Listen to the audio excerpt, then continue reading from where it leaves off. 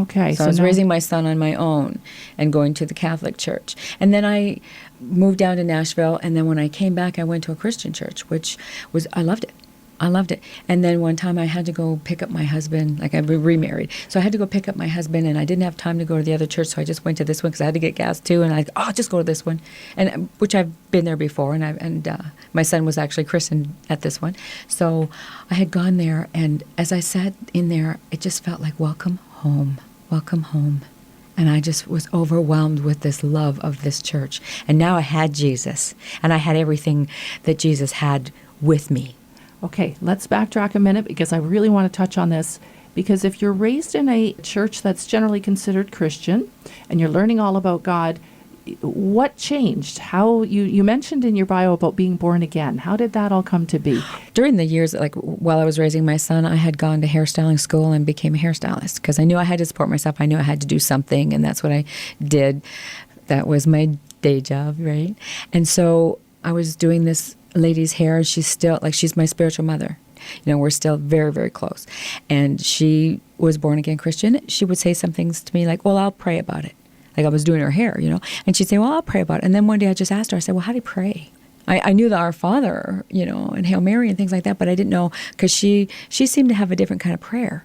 And I wanted what she had, you know, like, how do you pray? And she just said, would you just talk to the Lord? And she just prayed. And okay, so then one day she just asked me if I wanted to give my heart to the Lord. And I said, yes, not knowing what I was actually saying yes to, right? So she sat down with me on the couch and she prayed. It was the prayer of salvation. And I gave my heart to the Lord. And right in that moment, I knew something was different. And it was. It took a long time for God to clean me up and to get me right and to teach me what he wanted to teach me and fix my thoughts and my heart. I love hearing stories when a person really gets that relationship with the Lord. They really receive the Lord. It's real. And like you said, something changed right then. And it is a process. How exciting.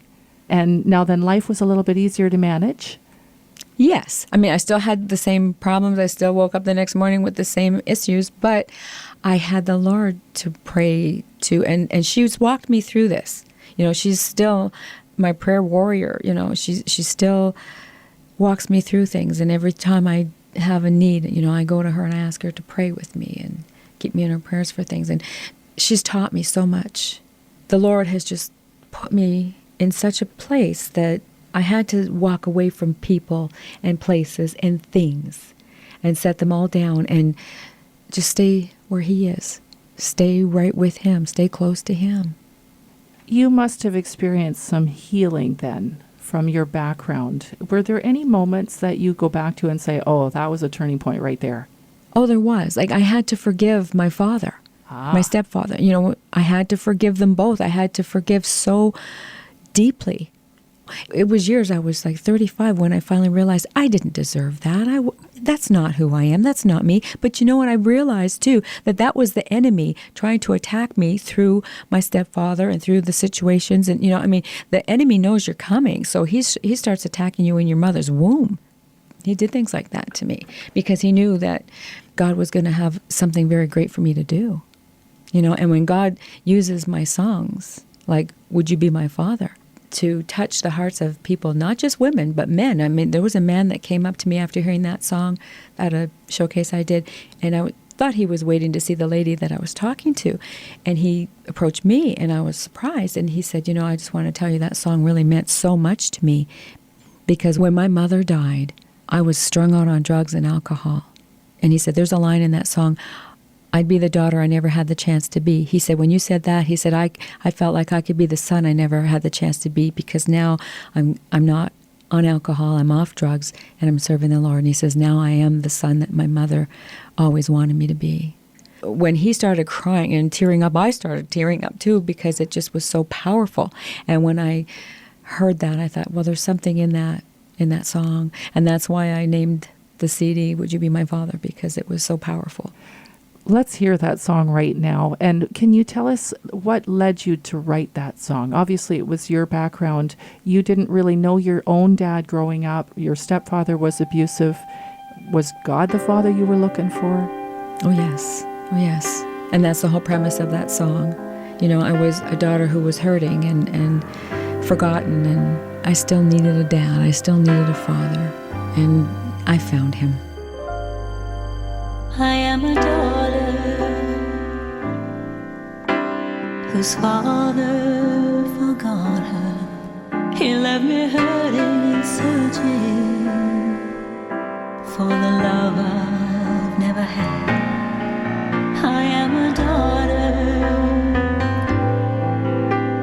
who still needs a father, one who loved me and led me through all the good and bad. So I'm asking you, Lord, would you be my father, though I'm already grown?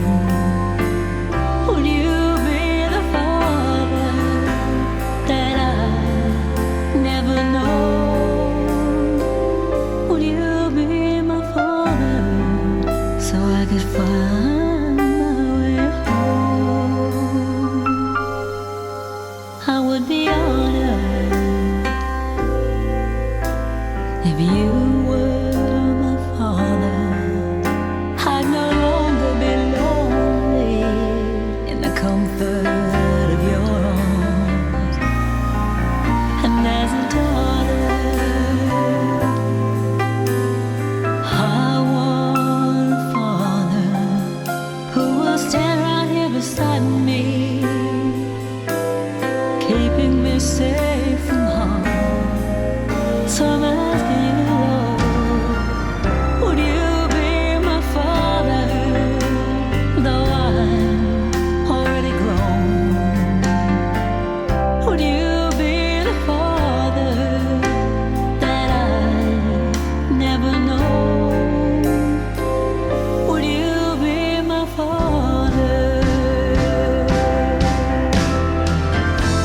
I'd be the daughter I never had the chance to be.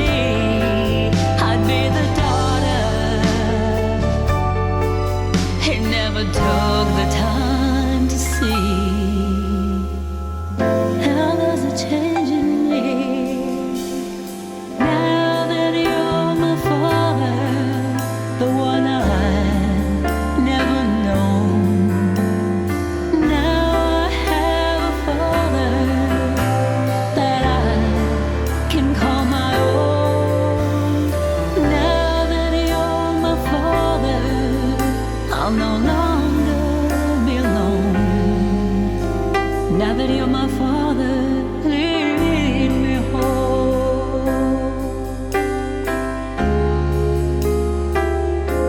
Now that you're my father,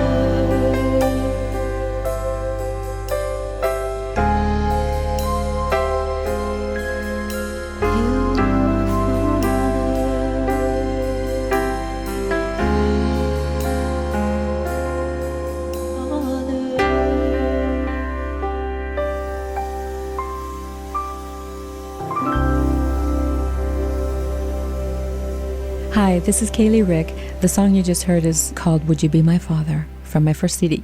Were you able to actually forgive your father? Absolutely.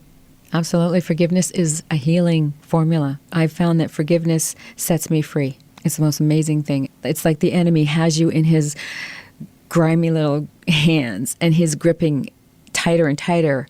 And then when you say, I forgive you, we're going to be okay.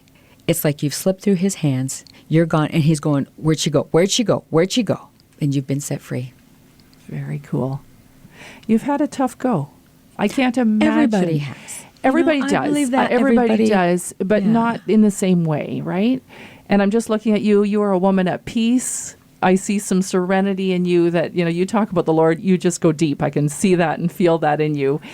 But boy, it came from a tough place. You have found God to be the answer. Yes. Well, that's funny because I had written a song called Deeper from Your Living Well.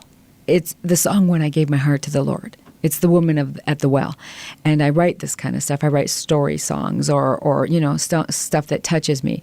And I am still looking for my voice. I'm still trying. Like, how, yes, it's been, some things have been tough and, you power through it or you pray through it or you cry through it or, you sleep through it or you eat through it, right? Because you can't do those other things that, some of those things that we used to do. No, the old I don't want to put crutches. that. Yeah, yeah. The old crutches. Yeah, I don't want those in there anymore. But just getting to this place, I'm still trying to find my voice, my true voice. There have been years when I prayed, Lord, take this dream out of my heart, take this desire out of my heart. I prayed it so many times, and he would not take the desire out of my heart, no matter how much I prayed that. So I finally said, okay, Lord, if you won't take it out of my heart, then bring it. And he's bringing it. Honest to God. Wow. Yeah. Well, let's talk about the music for a minute. You've got how many CDs now? Just the two. 2 CDs. You're working on more. Yes. Okay. Yes. And then you've got this new single that's just about to be released, and things are going to be happening there. You're climbing the charts on some of your songs. Just give a couple of stats out. What are you looking at? Okay. Well, Neither Do I Condemn Thee got up to top 20, got up to number 16 on the Inspirational Country Music chart. This Is the Victory song just climbed up to number 12. Very good. Very good.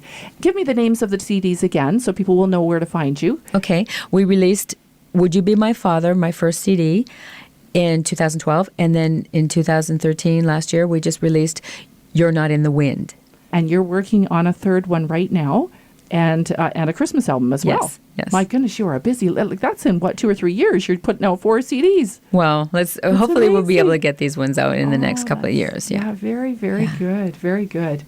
Well, you're a singer, a public speaker, unthinkable when you were a child living at home. But people listening today, now, Kalee, if someone wanted to have you come, let's say, to their church or their ladies group, or even just to put on a concert for the country music fans of London, let's say, how do they reach you? Kalee Hric, ChristianArtist.com. And that's KaleeHric, ChristianArtist.com. Great. We'll repeat that at the end because that's a mouthful. Your music is all available there too if somebody wanted to download? Oh, absolutely. You can go to iTunes or CD Baby on the website. You can get the songs as well. Yes. Spell your name again. KaleeHric. Thank you. That's the tricky part. So I wanted to make sure people had that right in front of them. You've been where someone who's listening has been or is right now. And they're saying, okay, you sound like you came out of this pretty good. You've obviously found the Lord to be the answer.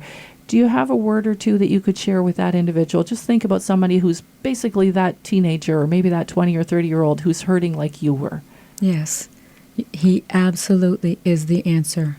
He's the way, the truth, the life. He's the only way. The Lord is the one that puts the dream inside of us.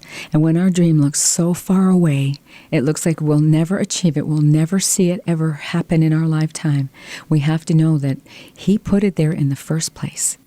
And everything works together for good to those who are called according to His purpose. Everything works together for good.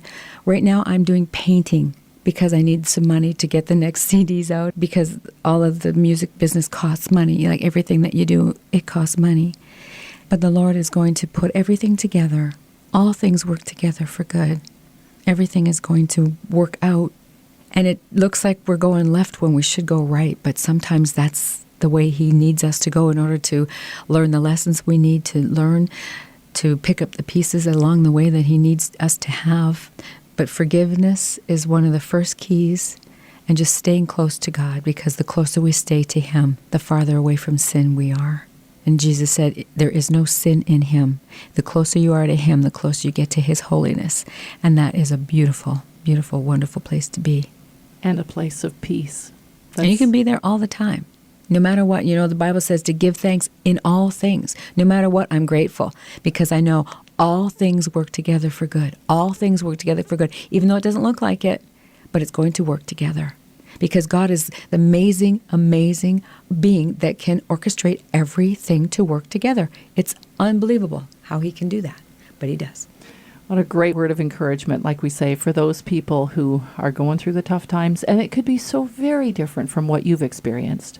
And yet to realize, yes, there is hope in the middle of this. God's got it all in His hands, and He's putting it all together. And I'm so glad you shared that. That is so great.